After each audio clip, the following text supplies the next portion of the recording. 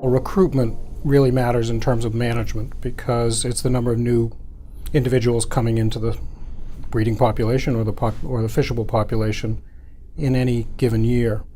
And that means that's how fast the stock is reproducing. Now, the debate is over whether the past pattern of recruitment is the one that should be considered as the best evidence we have about how productive the stock is, or in fact the productivity of the stock has changed and in fact is now lower than it was in the historical record. There really isn't any evidence in support of a change in productivity other than the observed values. Some people have said, well, maybe there has been a so-called regime shift. That means a fundamental change in the oceanography of the Atlantic, which could be due to climate effects or other cycling effects in the oceanography. And that's the explanation for why the stock is not more productive now. And that's an interesting hypothesis, but there really isn't any evidence to support that in the record.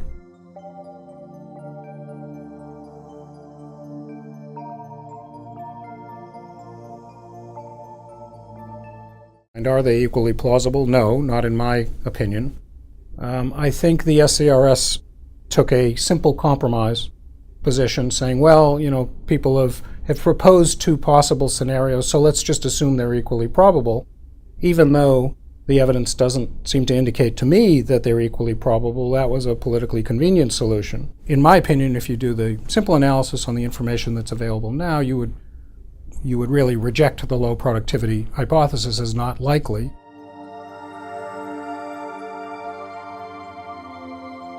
It's a fair question to ask, why bother rebuilding bluefin tuna? It's one species amongst many tens of thousands of species. They're iconic, they're important cultural and cultural heritage associated with them.